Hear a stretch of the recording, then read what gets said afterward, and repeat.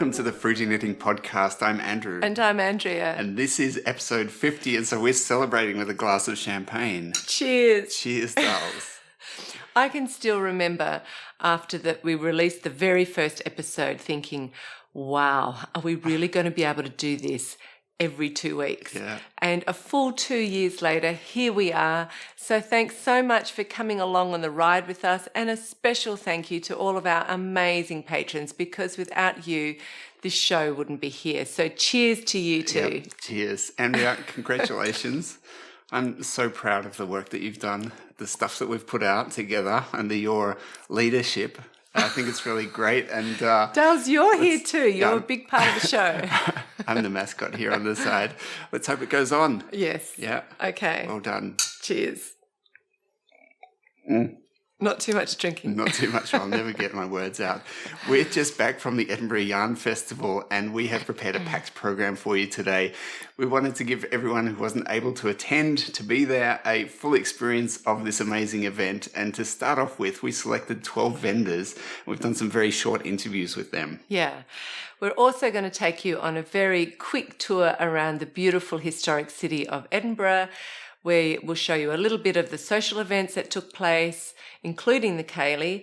And of course, we're going to talk about our purchases very briefly, along with the products, not the products, the projects. Too much. The projects that we're planning to knit them with. So hopefully, for those of you who couldn't come to the festival, by the time we've finished the episode, you're going to feel like you did go to the festival, and it might also inspire a lot of you to come along next year. So cheers. Cheers. So we want to get into the vendor interviews very soon, but first of all, we'll just mention a couple of the personal highlights that we had. We arrived in Edinburgh on the Monday afternoon, and we'd planned to spend the rest of the Monday and the Tuesday going into the old city and doing some filming. And luckily for us, both Monday and Tuesday, it was fantastic weather. There was no rain, and that's really unusual in Edinburgh. Yep. So that was great. Edinburgh is such a beautiful and romantic city. We could really imagine living there. And there's an old medieval town in the centre, and it has a castle right in the centre of the old medieval town on a hill. It's very spectacular. But also surrounding that is the new town, and that's full of these gorgeous Georgian and neoclassical buildings and architecture, and it's been designated a UNESCO World Heritage Site. So it is such a happy coincidence to be able to go to a fantastic international yarn festival in a World Heritage city. Yeah, I think that's also a really great thing for the international visitors. Totally. Because they come such a long way, and you've got this beautiful yarn festival, but also just as a normal tourist, there's heaps of really interesting places to see. Yeah. Yep. Yeah. One of the highlights for us is during our time in Edinburgh was meeting some of the vendors and briefly hearing their stories about what they're producing and why. We love to meet other makers and who are doing something unusual and who are really passionate about what they're doing, about their work. Like many of you, we suspect, we also watch some other podcasts, and it is really fun to meet people in person who you've sort of got this familiarity with or some acquaintance with over the screen. So that was really fun. We met Pia and Dennis Camerborn for the first time in person. We had a lovely evening out over dinner, exchanged our thoughts on the joys of podcasting. And life in general. Life, that's right. That was super fun. Heaps of fun, yeah. We also got to meet Sarah from Fibertrek, who is really lovely. We would have loved to have spent more time with her. Yeah, it was great. And of course, it was just really nice to be able to speak to our patrons and our viewers in person. So thank you so much for coming up and talking to us. That's right. That was also a real highlight. Andrew loved it. He couldn't stop smiling the whole time. It's nice. It's nice to hear that people really get something out of the show. Yeah. You know, so always do that. People apologize and say, oh, it's just little me. But I reckon everyone's good. Yeah, it was lovely to be able to say hi and talk. And of course, there was the Ceilidh.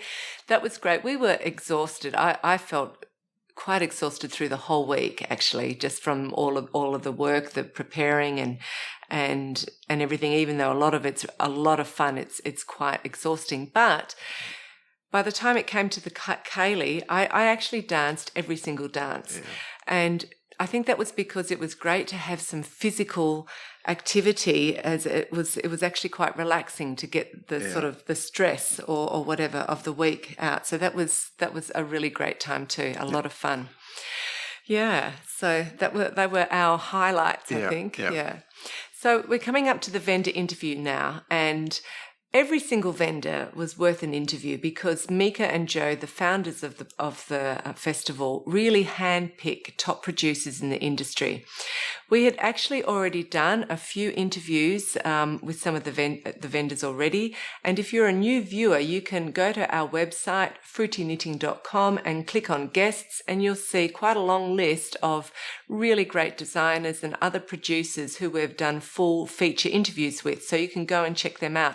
My aim this time was to pick a selection of vendors, which I hadn't already shown on our show, but also to give you a great taste of the variety of the products that were available at the festival, because it's a really well-chosen, beautiful selection of producers. So that's what I'm hoping to show you in these vendor interviews. So that's coming up right now. And right before that, though, what was very interesting was Wednesday evening, after all the booths had been set up. Just walking around, it's an amazing, eerie atmosphere because you see these booths, they're full of the most beautiful yarn, they're wonderfully set up, but it's all quiet and still. And it's just sitting there waiting for this amazing hustle and bustle that's going to come like an avalanche of activity the next day. Yep. So I went around and took a little bit of footage of that. That's coming up right now. And straight after that, it's Meet the Vendors Part 1.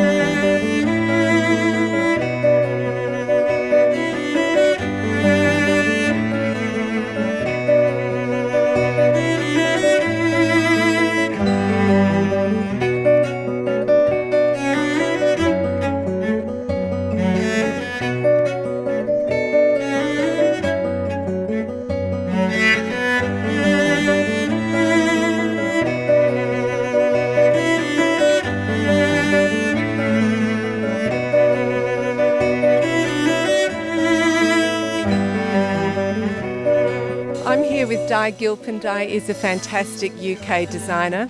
So Di, can you just give us a brief overrun of what you're producing and what you've brought to the Edinburgh Yarn Festival?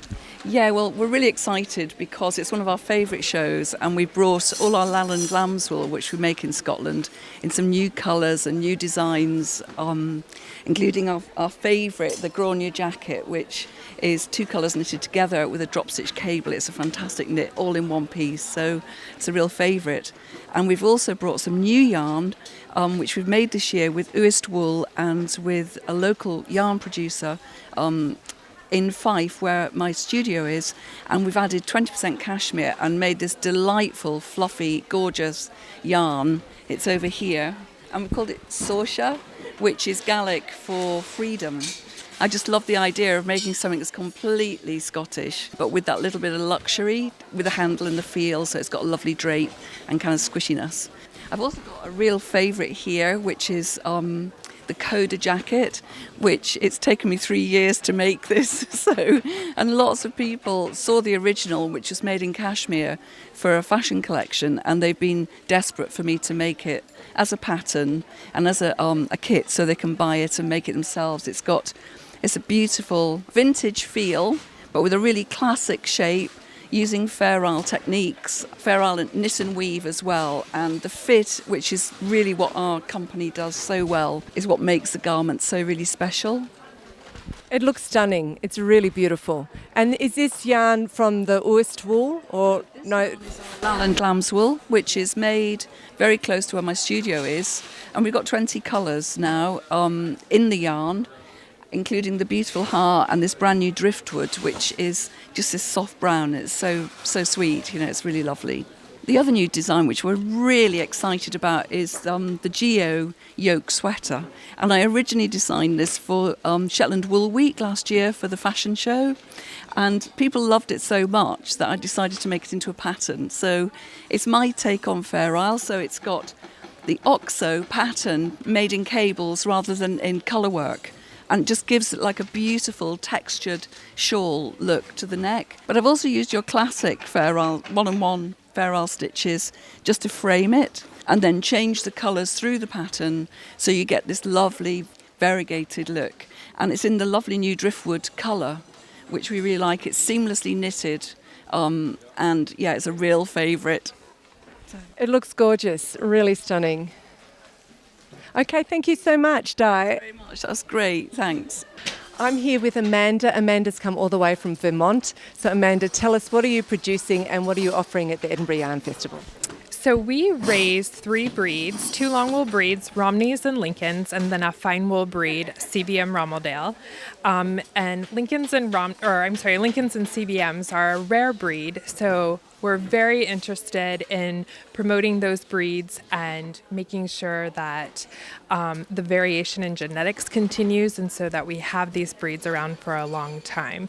And we focus on the natural colors because we think we have really great array of natural colors, and so we do small batch colors. I don't blend a whole lot of fleeces together, and we keep all of the wool as pure breed wool, so different breeds aren't blended together. So Okay, that's super cool. And what have you got here? Because that's just 2 plied together, isn't it? yes, so this is a blend of 2 different Romney sheep, Hazel and Felicity, and we created this marled yarn from their wool. And then this right here is also a Romney wool from Olaf. And this is one of the patterns that we will have for sale here. This is Heidi Kiermeier's Avalanche pattern. And I did it in a gray and white, but it would look great in any of the natural colors that we have. Absolutely. So apart from your general yarn, do you have anything that is a new release for this Edinburgh Yarn Festival? Yes, we have 3 colors in our CVM Romeldale. It's an American breed, so something you probably won't find here. And we have them in 3 different colors, this gray from Terrence, a light color from Lavender, and a brown from Rosemary. So we're very excited to debut those.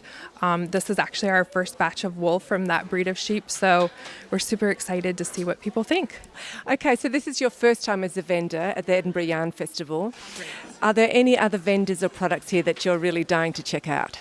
I'm really excited to see Kate Davies and Susan Crawford with her new Shetland book that just came out. And of course, there's too many really to pick who I'm super excited about. But Kate Davies and Susan Crawford definitely are on my list. Totally. So one last question. Can you dance a jig, and are you coming to the Ceilidh? I don't know if I can dance a jig, but I will be at the Ceilidh, so... Okay, thanks, Amanda. Thank you. Hi, I'm with Catherine from Valk Collection. We've already met Catherine on Fruity Knitting, but here she is again. This is the first time I've met her in person, so I'm really excited. I'm excited too. Yeah, so Catherine actually just lives down south from where I live in Germany, in Aschaffenburg. And so she's here. She's actually this is not your first time as a vendor. No, it's the second time. We've been here last year and it was amazing, so we had to come back. Yeah. And I've just picked up a bundle of stunning looking yarn here. So Catherine, just first of all, start by telling us, what is this? This is a bundle for a sweater which has been designed by Eri.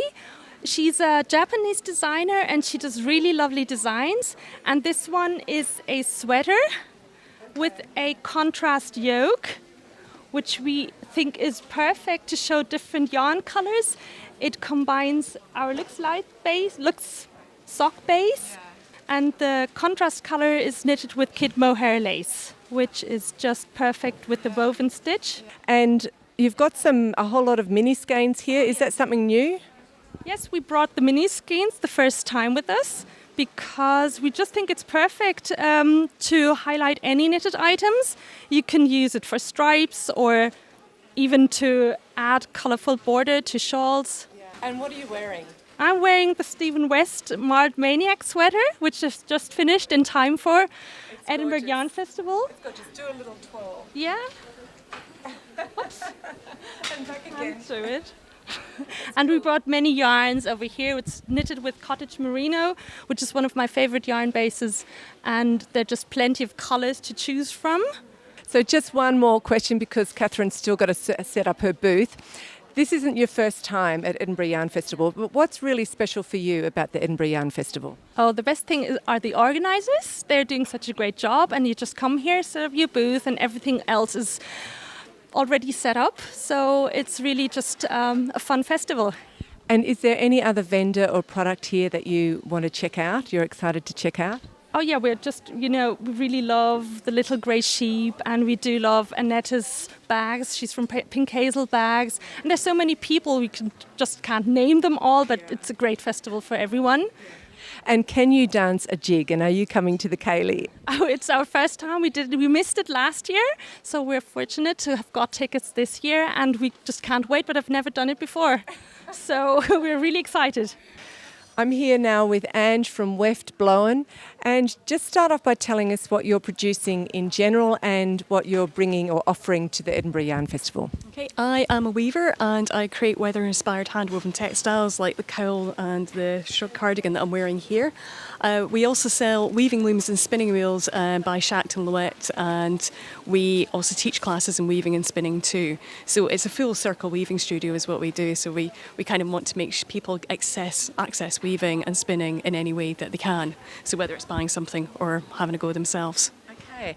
And is this what this mini loom is? Tell us about that. This is rigid heddle loom, and it's a fantastic loom to get into weaving. You warp up the loom. So the warp yarns are the yarns that go onto the loom, and you can use knitting yarns, you can use any other type of yarns as well.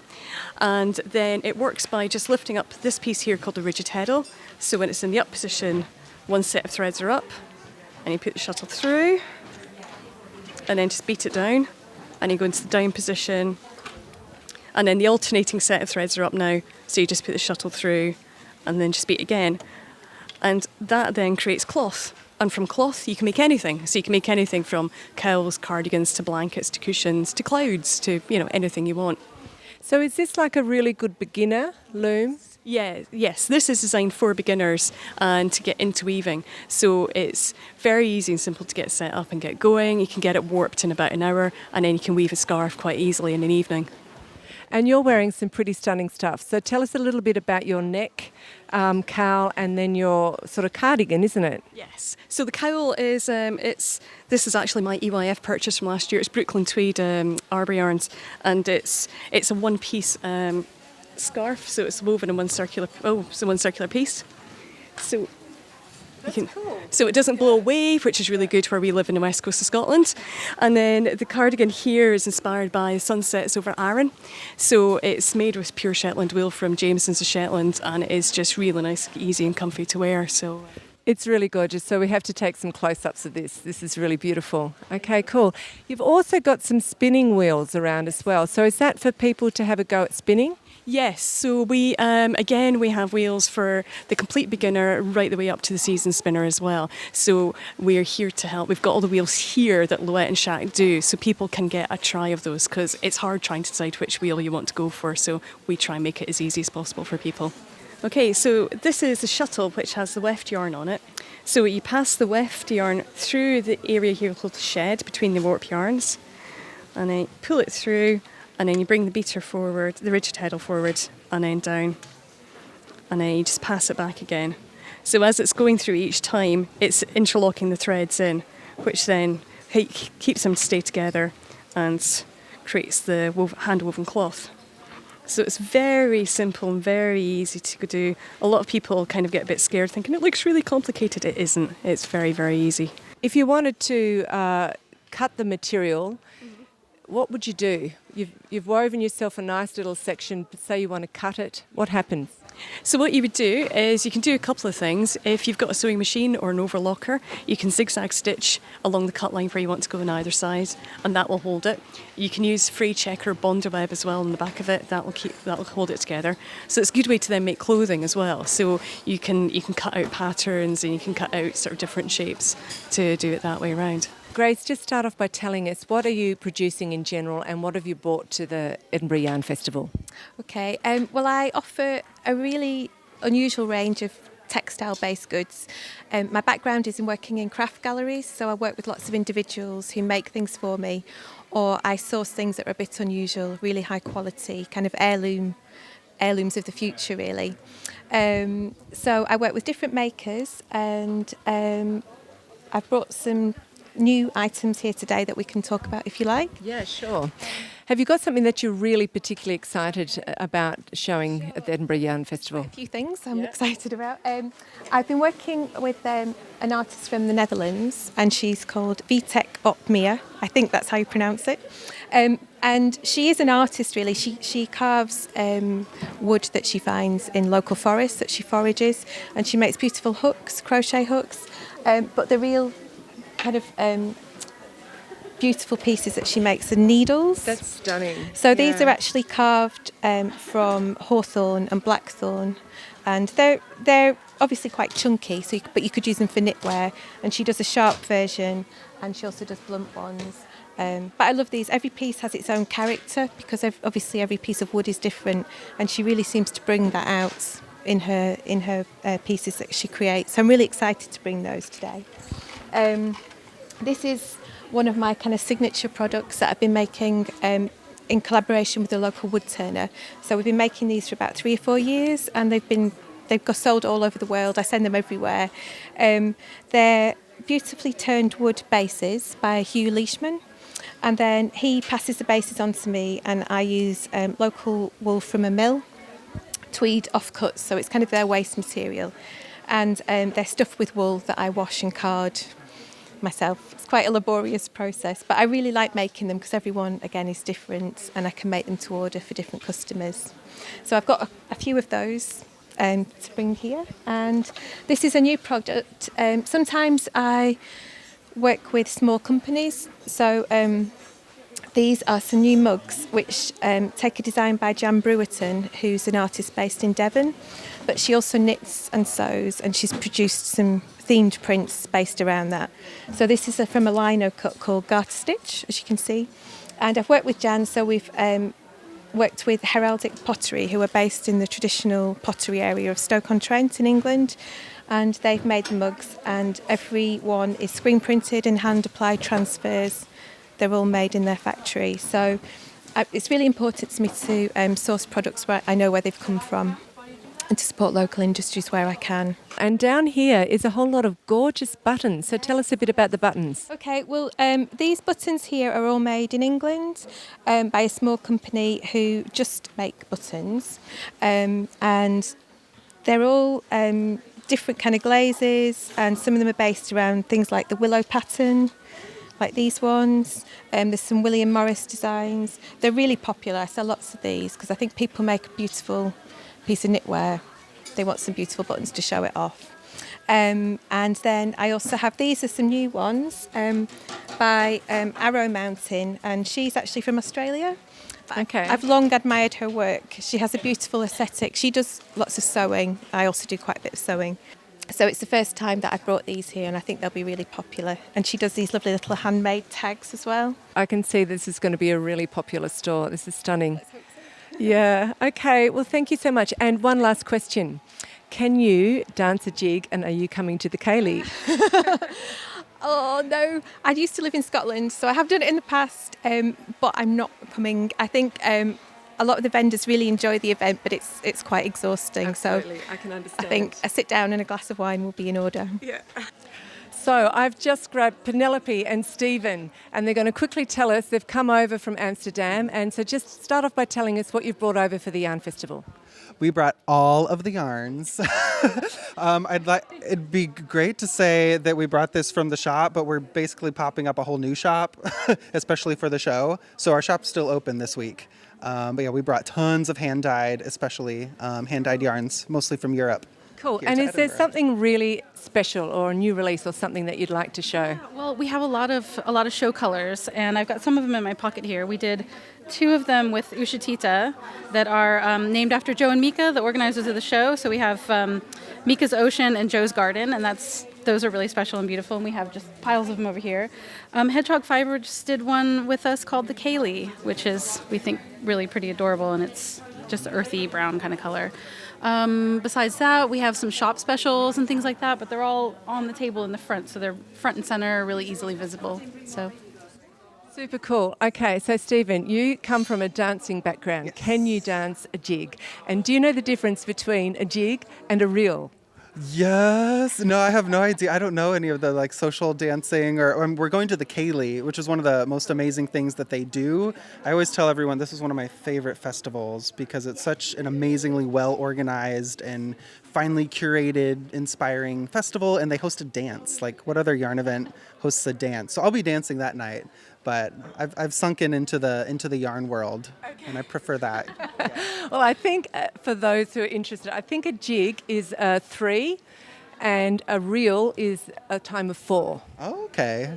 All right. Okay. I can handle that. We just do what the caller says to do, and try to go the right direction where everyone else is going. So. Yeah. Super. So just one other question. Is there any other vendor or product that you're really excited about seeing?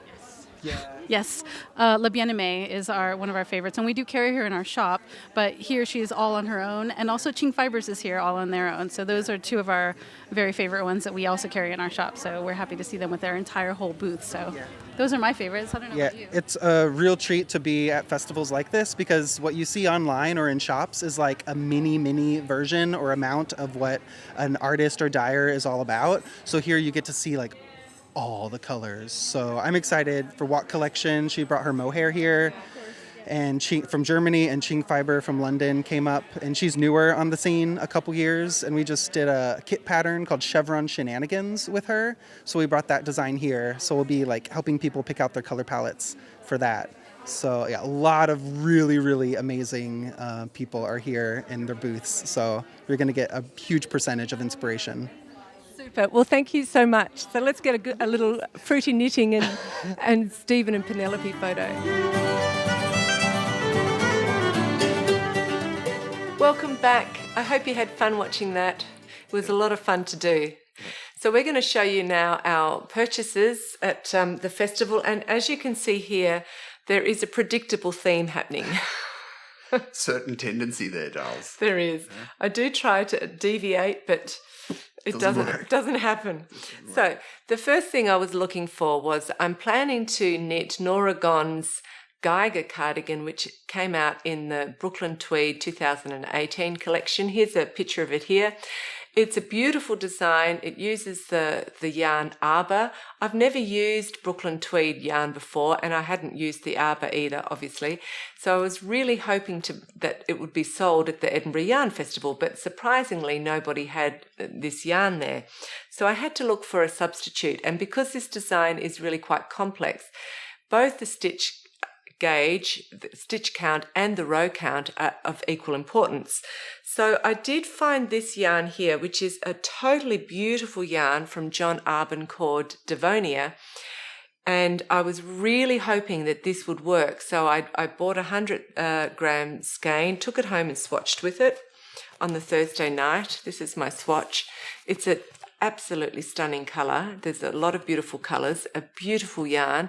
It's a combination of Exmoor Blueface, Blueface Leicester and Wensleydale.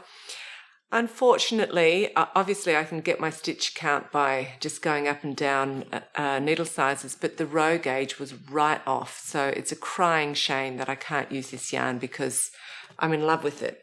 It's very, very beautiful. Yeah, but I'm going to take it. It's one ball you've got there, 100 grams. I've been looking at this book from Jen Arnold Culliford, Something New to Learn About Cables, which is, I think, for somebody like me, a really good book to sort of go through things progressively. And there's a pattern in here for a cabled hat by Rachel Coopy. Yeah. And so I'm going to knit that up for you, Darls. Thank you. Because that is very much your colour. It is. It'd be a crying shame not to use that on you. Instead of you. And not me. Well, I'll be very grateful for it. It's beautiful yarn. I'm not making any promises on the delivery date. Oh, okay. Maybe next winter. Oh. Yeah, well. Before next winter. Before. It'll be ready for. So the next purchase I bought was Iona yarn, which comes from the Isle of Iona on the west coast of Scotland. This is it here. It is a very interesting yarn and quite a stunning yarn. It's a purchase that we did for Madeline. Madeline is going to knit up Kate Davies' Carbeth. She hasn't decided if it's going to be the jumper or the cardigan, but here's a picture of the design. And if you're going to use a DK weight on this design, you have to hold it double. So we bought a cone's worth of this yarn, which was incredibly affordable. It's very good value. Yep. So that was great. And so the fleeces that make up this yarn come from the local crofts or farms of on the island of Iona, and they're different breeds. So when they're blended together, it's a soft grey, and so when it's dyed, it has a heathery effect, which is very beautiful. It's a very woolly yarn, and it has a small bite to it, but Madeline is totally happy with that. And what was important for me is to be able to make a design where you can be relatively rough with it and it looks brilliant after 5 years or so.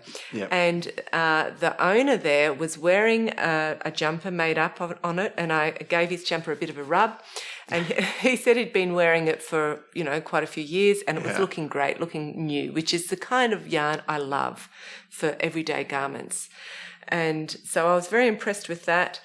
Madeline loved it. We brought home a huge big cone, and she sat down immediately, watched a movie, and hand wound all of these balls. Yeah, with some good organic variation there, I see. Absolutely. Yeah, so bless her heart, that's what she's going to get into, and it was a very interesting purchase, so that was fun.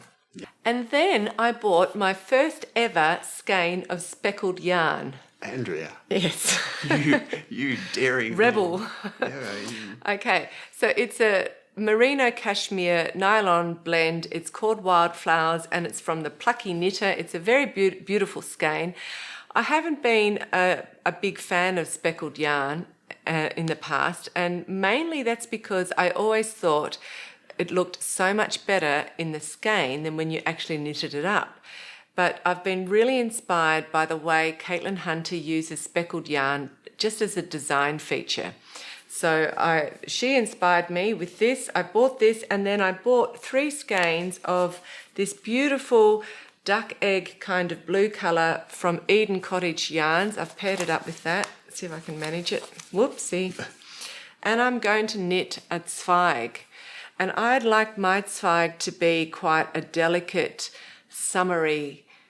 have a summery, delicate feel to it. Yep. So I've gone for a low contrast between the body and the upper speckled section. There's a picture over Andrew of the design, so you can have a quick look at it. So that's a project that I'm looking forward to knit, and it'll either be for Madeline or for me, depending on how much I can part with it after I've knitted it. Yeah. I reckon that's going to be good for you because the colours, which I think are really beautiful, are going to match your eyes. But I can imagine there might be a bit of a dispute there. Yes. The secret is for me not to knit the arms too long, and then it'll fit me. And it won't fit Madeline. That's mean, isn't it? Yeah, right. Okay, so I'm looking forward to that project as well. I'll just sort of put them here. Yeah. The other project, which I've actually already started, and the yarn I bought there, was the Jamieson and Smith 2-ply jumper weight yarn, which I've never actually used. I've used the Jamieson and of Shetland yarn. So I'm excited to do that. It's one of the recommended yarns for this project, which I'll show you here. It's the 1920s very stylish hat from Susan Crawford's Vintage Shetland project book, which I'm going to knit up. So I've chosen very similar colours to the recommended shades, but mine are more muted and more warmer. So for the cream, I've taken a slightly more beige colour. For the red, I've taken a red that's got some yellow in it, so it's more of a sort of a tomato-y colour. The blue, I've also taken, whoopsie, it's all tangled up here, a blue that's got a yellow underlying colour. I like that blue with the yellow. Yeah, so it looks like cornflower, and the yellow I've done one that's sort of slightly more mustard. So I've just started that project, and that'll be exciting. The other interesting purchase that I made was the Lammermoor wool, which we bought on the Sunday morning for when the small sort of crofters who are producing yarn came along and showed off their stuff. This is Simply Shetland single ply. It's a lace weight single ply in Shetland. It's left in the oil, so it means that you knit it up and then you wash it, and then it'll become a slightly brighter shade of cream, softer and fluffier. And when you smell it, it's unbelievable. It smells very sheepy and very lanolini. Yeah. I think you actually bought this for the smell. I did. It is. You do see people doing this occasionally, but And when you then actually do going, it, you go, oh, that's why they're doing that. Yes. It's really quite striking. It is. So there's over 400 metres in each of these. I've bought 3 of them, and hopefully that should be enough to make a traditional Shetland lace hat, which I will one of these days. And it just brought home these childhood memories, because my grandmother, she was a great spinner, and she would only ever spin from raw fleece. So we always had oily fleece around, and this smell is really that smell. Yep. So it was great. Yeah. That's a nice memory to have in our 50th episode. It is. Which we started with a story from your grandmother. Did we? Didn't we? Possibly. Well, I'm sure she got a mention in episode 1. Yes. And then finally, this yarn here, we didn't buy it, but Sarah from Fibre Trek actually brought it across and showed us. And it is the Wild Mane Island wool. It's Nash Island tied yarn. So I need to find out more about this, but Sarah has a lot of information on her podcast about this. But it's an island where there's a whole lot of wild sheep there. They used to have farms, they're wild sheep, and so people go across and shear them and are making wool from it, which is great. It's actually a beautiful feeling wool, and she's picked my colours very well. Very Thank clever. you, Sarah. Yep. So that's also exciting to try out. So that is the extent of our purchases. Yeah. So now it is time for us to take you on a tour of the medieval city of Edinburgh.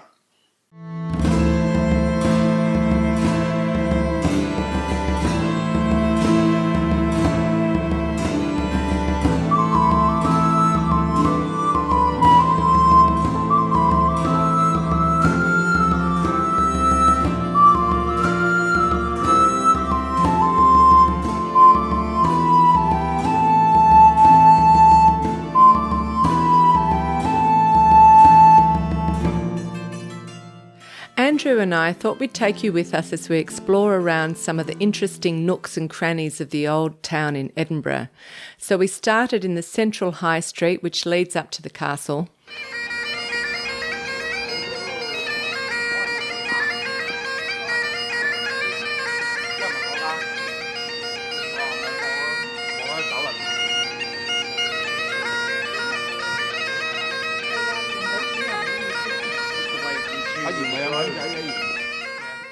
It's a really touristy street, but you also get these very cute little courtyards tucked in between the buildings.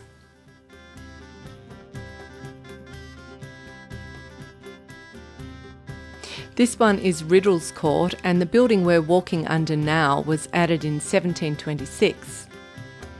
But this house in the front was built in 1590 and was originally the edge of the street, so it's a typical old town close. This 17th century house is known as Cannonball House because there's an iron ball lodged in the wall. I couldn't find it. I had to have someone point it out to me. And this is the modern bronze fountain, which commemorates the place where over 4,000 people, mostly women, were burnt because they were suspected to be witches. And here is Ramsay Court. and Ramsey Lodge, which is the home of the portrait painter and poet Alan Ramsey. So we continued around some of the cobbled streets and up and down stairs, and then came to the Edinburgh University School of Divinity and into this absolutely stunning courtyard. And there's a statue here of John Knox, who led Scotland's Reformation and became the founder of the Presbyterian Church. And John Knox was fond of preaching against the unnatural rule of women, so he was rather nasty to Mary Queen of Scots. But the courtyard is so magical, you could just imagine that the statue is of Dumbledore and the courtyard is in Hogwarts. And that's a lot more inspiring. While we're on the topic of religion, here's a close-up of the magnificent St Giles Cathedral. St Giles is the patron saint of Edinburgh, but also of cripples, lepers and nursing mothers. And the statue in front is Walter Scott, the politician, not the famous poet and writer. So next we wanted to do a bit of shopping, and we went to the really beautiful curved, split-levelled and cobbled Victoria Street, which is apparently the inspiration for Diagon Alley in Harry Potter. And Andrew satisfied his craving for a good cheddar cheese, and then he was overwhelmed with all of the whiskey possibilities. So this is the Scottish National Portrait Gallery. It's a red sandstone neo-Gothic palace in the city centre, and it's a shrine for all of Scotland's heroes and heroines. And you walk into the Great Hall, which is covered with frieze paintings showing famous people from Scottish history, all in chronological order going back to the Stone Age.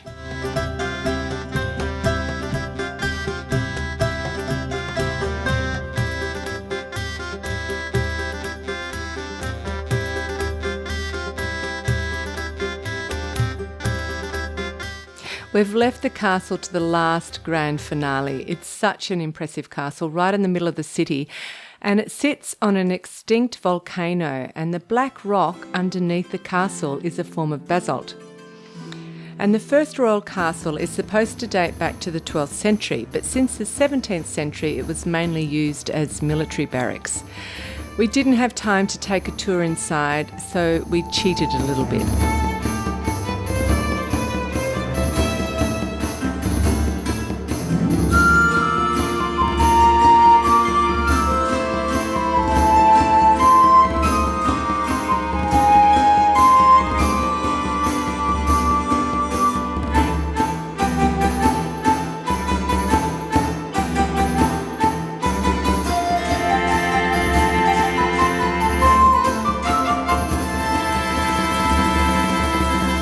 Welcome back.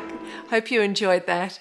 We're nearly up to Meet the Vendors Part 2, but first of all, we want to thank all of our patrons for your ongoing financial support. And we do want to remind you that we are not receiving financial assistance from advertising or sponsorship. We are completely independent.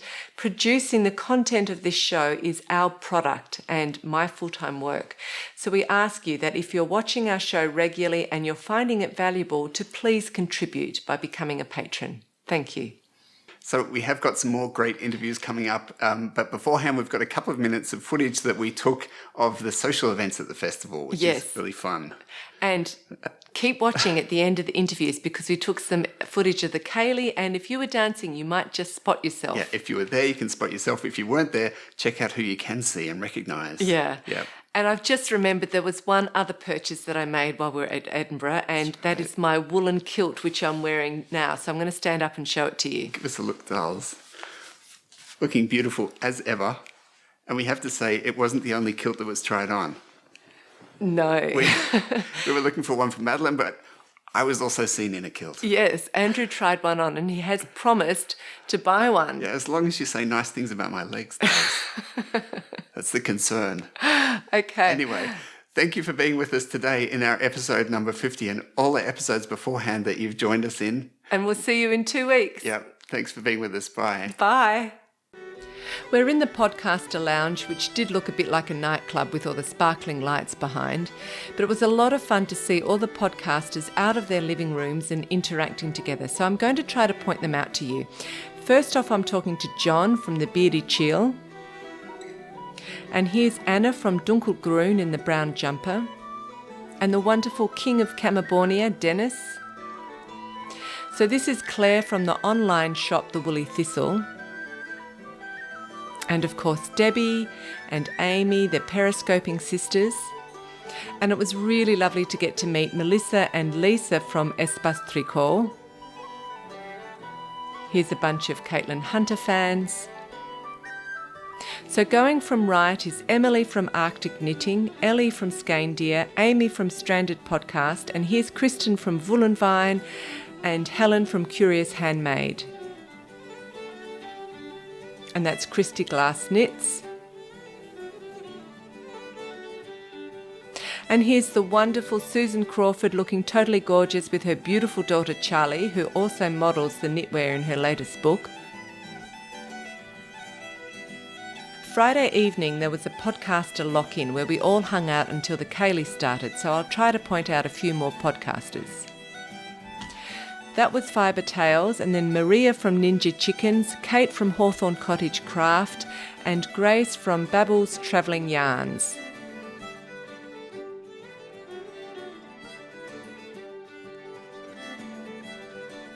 And here's the lovely Sarah from Fibre Trek, and she's sitting next to the Queen of Camabornia, Pia. And that's Becky from Soprano Knits showing off her haul.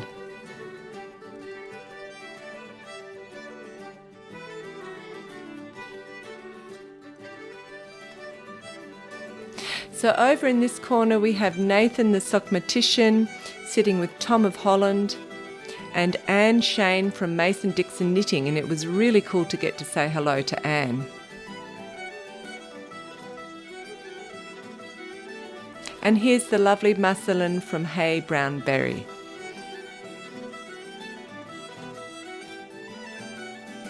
And finally, Andrew from Fruity Knitting is pulling up a chair to enjoy some female company.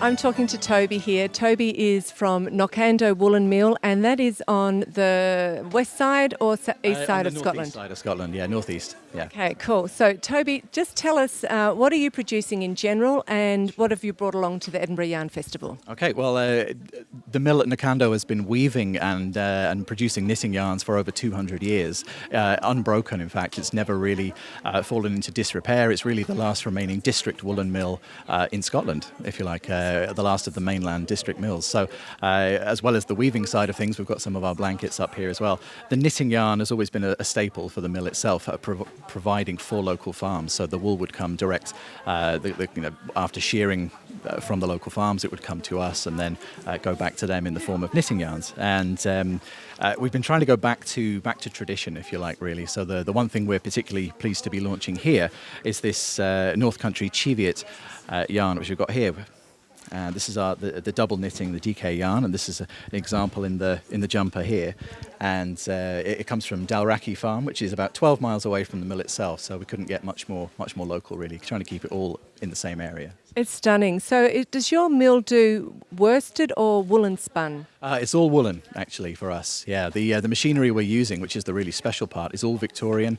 It all dates from about the 1860s, 1870s, that kind of period, and it's been really continuously working ever since then. So it's pretty special.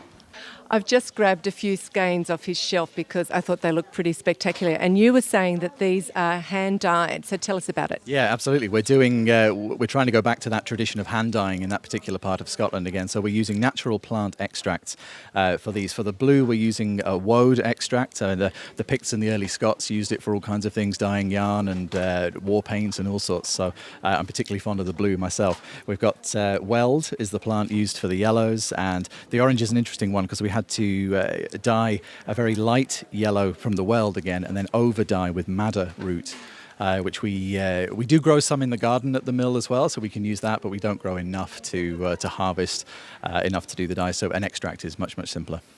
So do you have tours of your mill? Because it sounds like it's a really exciting place to visit with all of this historic machinery and then a little dyeing garden attached. Yeah, absolutely. Yeah, it's possible to arrange tours, and we have some tour groups coming in through the summer, that kind of thing. So, people, once they find it tucked away in the Highlands, it's just it is a historic gem, really, and they just love it. So it's not the first time that you've been at the Edinburgh Yarn Festival. What's special for you about the festival here? Yeah, well, I think as a long-time weaver but quite a new knitter, this is a bit special for me because it's a privilege really to be in a place with so many people who with so many different skills and so many different yarns. It's just the sheer scale of it is pretty special, I think. Yeah, it's a festival that's really concentrating on the knitter, isn't it? And yes. and quite the accomplished knitter. Yeah, I think so. Yeah, and that's the thing. I'm trying to build up my own skills at the moment. So I brought along a few jumpers of my own to show over the weekend. So it will be interesting. Yeah. Cool. Okay. So one last question: as a Scotsman, can you dance a jig? And are you coming to the Ceilidh? I hope so. Yeah. I'm not sure. Maybe after a few drams. Maybe. Yeah, I hope so. Yeah. I'm here with John from John Arbon Textiles. I've heard so much about your woolen mill. I've heard a lot of people talk about how fantastic your yarns are, how high quality they are. So tell us a little bit about your mill, what you specialise in and what you've brought to the Edinburgh Yarn Festival. Okay, well, it's an old specialist worsted mill, which has been a collection of machinery that I've acquired over many years and put together. And from that, we're able to produce high quality worsted spun yarns, trying to use local sustainable wool. Okay. Are you dyeing on the premises as well? No, we've got enough to do as it is, so we leave somebody else to do the dyeing, but that's all done in Bradford. Okay. But I've heard that you do partner with a Canadian dyer. Is that right? Oh yeah, Emily from Viola. Yeah, she's lovely. She came to work for us for a couple of years. She wanted to learn out how worsted spun yarns are made. And she came along and we've become great friends, and we spin yarn for her and she does some fantastic dyeing on top of it as well. So yeah, all good. Cool. So what have you got that's particularly exciting that you're happy to show the customers or the visitors here, or have you got a new release? New release is, we've got a new shading on it by numbers. We've got copper, which is a lovely shade here, in 4-ply and DK. And the other thing we've got is our new knit by numbers DK in mini skeins. Okay. So we've had it out in 4-ply, but now we've got it in DK as well. So it's just great for sort of small colour work and things like that. Yeah. And complements the knit by numbers range that we do in Falklands Merino. Yeah, this is our knit by numbers.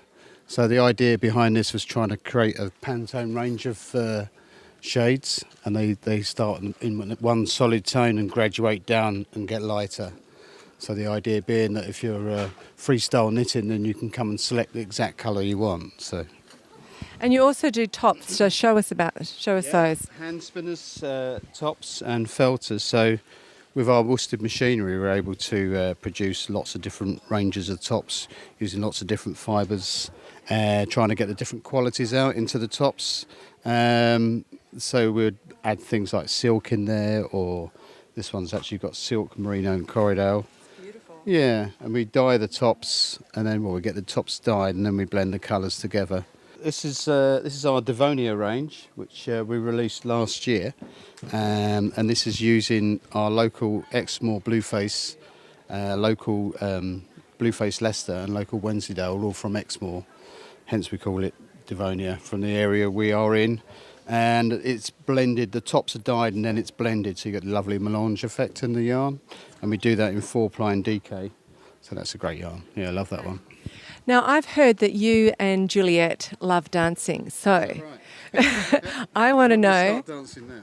No, but can you dance a jig or a reel, and are you coming to the ceilidh? Yeah, I'll be going to the ceilidh, but it's more like flailing with me. I can't follow. I can't follow the pattern what they tell you to do. I do freestyle. So yeah, freestyle ceilidh. That'd be me. Cool. But you normally do rock and roll dancing together, don't you? Or did you? Is that No, right? it's Juliet. She used to. She used to be. Yeah, she was a rockabilly and used to go to rockabilly clubs. I was a punk, so yeah, we probably would have hated each other if we met younger. So there you go. I'm here with Deb Orr from Skein Queen. Deb is a UK yarn dyer, and she's been dyeing for a very long time, 11 years. So you've got a lot of experience. So tell us a little bit about the colourways that you do. Well, for the past 11 years, I've been mostly dyeing limited edition colourways, so maybe 4 or 5 skeins of each colourway. But recently we moved into a new dye works, and we're based in Berkshire, and I've been able to take on more staff and develop a range of 48 repeatable colourways, which makes it easy for if local yarn stores want to wholesale, or if customers, if they want to get hold of more of a colourway that they would like. So. And where do you take your inspiration for your colourways from? Because we're based in Berkshire, then I take a lot of inspiration from the surrounding countryside. And one in particular is Highclere Castle, this is it on the Selkino base, which is a merino silk single. And that's where Downton Abbey is filmed, if there are any fans of Downton Abbey. Okay. Also, I have a real love of the coast, so I have lots of colourways named after the coast. So Chesil Beach down in Dorset is one of my favourite places. So this one, it's got little bits of sandy colours like pebbles, so that's one of my favourites as well. I can see something really shiny here, so tell me about this. This is a beautiful new yarn base that we're introducing at Edinburgh. 67% silk, 23% mohair and 10% nylon, and it's quite unusually a sport weight yarn. We're also hosting Bev of Boonets on Saturday between 2 and 4 at our stand, and she's designed some beautiful shawls using this new yarn base, we've named it Ripple. So you're not a first-time vendor here, are you? This is our 4th year at Edinburgh, and it's been really amazing watching how Joe and Mika have built it up from, it used to be in the old drill hall down in Leith, and it was a much smaller affair, but you could tell right from the start that it was going to be something really special. Is there any other products here or vendors that you're really excited about checking out? Yeah, well, I'm excited to see Sue Stratford designs. She's designed a jumper with a great big lightning bolt on it using Skein Queen yarn. Exciting to see Ching Fibre Layla. I've met her once in London, and it's really good to see new dyers coming through, and they're so talented. So yeah, it'd be nice to meet her again. Cool. Okay, and are you going to the ceilidh? I am, yes, for the first year. I've never been to the ceilidh at Edinburgh, so we're really excited about that, and I think John from Easy Knits has promised me the first dance. So. Oh, lucky you. Okay. Okay, thanks, Debbie. I'm at the Uist wool stand. They come from the Outer Hebrides, and it's Dana and Hazel. So you've got a woolen mill. Tell us a little bit about what you produce in general, and then what you've brought along to the Edinburgh Yarn Festival. We're from Uist Wool. It's a wool spinning mill based up in the Outer Hebrides off the west coast of Scotland, and we're a social enterprise, and we're really passionate about giving a better price to local crofters for their wool. So that was the main purpose of setting up the mill, was to try and really regenerate a wool industry in our area, but also give a better price to local crofters for their fleece. So we're, as I say, a spinning mill. We do majority is knitting yarn, but also some weaving yarn as well. Absolutely. So a really good example is the sweater here, which is in our Cheviot Pure White. It's really natural. It's basically the wool that we have most of on the islands. So it's a really good sort of classic example of what we get most of. Okay, and you just mentioned weaving, so this is your yarn. Tell us a little bit about this actual fleece. Yeah, this is a very special fleece, and it's actually a breed of sheep that we get about 100 kilos a year from one particular breeder. It's what we call Scottish Merino, and although it's not actually from the Outer Hebrides, it's from a rare breed flock on the east coast of Scotland. So we do like to mix things up a little bit. I would say about 85%, 90% of what we spin is from the local area, but we do like to try and find kind of rare breeds that maybe were struggling to find an outlet for their fleece, and then sort of do a bit of a match with what we're doing and what they want to do. So this particular, it's a beautiful, it's a hand woven piece. It's a maker. We have a weaver who's based on the east coast of Scotland, but she's one of the top weavers in the UK, and this is the Canach wrap, which is, Canach is the Gaelic word for cotton grass. And we have a fuller range in knitting yarn as well. I think Hazel has a sample of the knitting yarn as well as the weaving yarn I've got in this garment. So we've got 2 new shades of it. We've got a range of 6 at the moment. So the new shades are Glass and Arsna, and they're just beautiful. We absolutely love them. They've got such a really lovely soft bounce to them.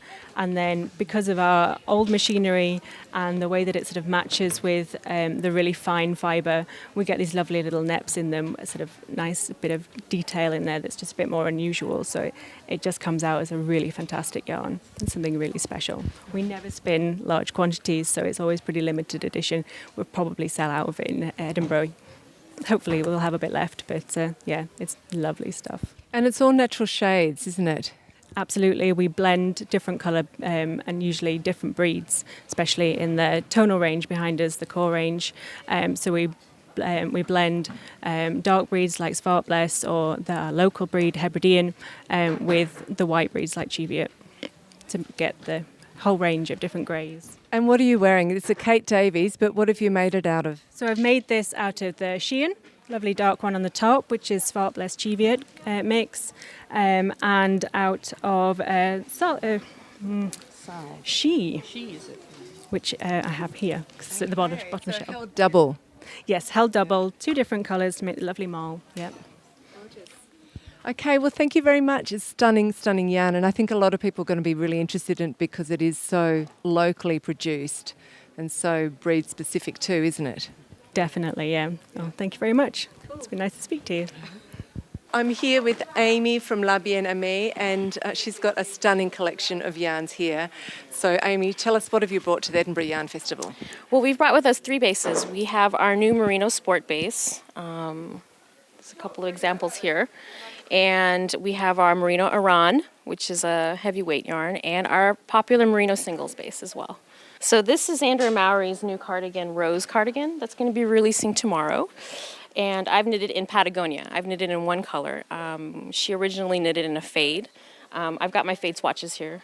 So people can come to the booth and pick out their fade if they want, or they can knit it solid like I did. This comes in a kit? Yes, we make the kits when people arrive. So they tell us if they want a single color cardigan or a fade cardigan. We can just make them right on the spot. Okay, is this sport weight or what is it? It's fingering? This is a sport weight. So this is our new Merino Sport that we're launching here at EYF.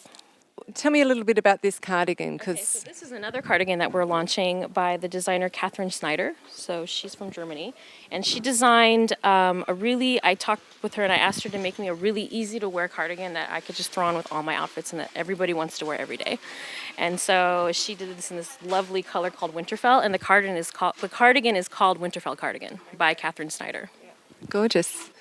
Okay, and just quickly, because these are absolutely stunning colours, tell me a bit about them. So this is Winterfell on Merino Singles. So it's the same color that was used in the Winterfell cardigan. And this is the North in our Merino Iran base. So that's fantastic. And you've got some shawls there. Do they come in kits as well? Yes. So we've got the shawl for Bauble, which is by Andrea Mowry. We have 2 versions of the kits. They are kitted up with Magpie Fibers. She's a dyer from the United States. We teamed up and worked together. And there's 2 skeins of LBA and 2 skeins of Magpie in this kit. You look so fantastic in your cardigan, so you have to do just a little twirl. It's really beautiful, a really beautiful yarn. Thank you. This is Patagonia. So. Cool. Okay, thank you so much, Amy. Hi, I'm Carol Feller. I'm from the south of Ireland here today, and I'm with my company Stolen Stitches. I started it several years ago, and initially I started off just as a designer and a knitwear teacher. But last year I actually started my own yarn line, the Edinburgh Yarn line. You can see some of the colours here. This is the Edinburgh yarn, and it's an interesting mix of 60% merino, 20% linen and 20% yak. You know, merino is a good workhorse.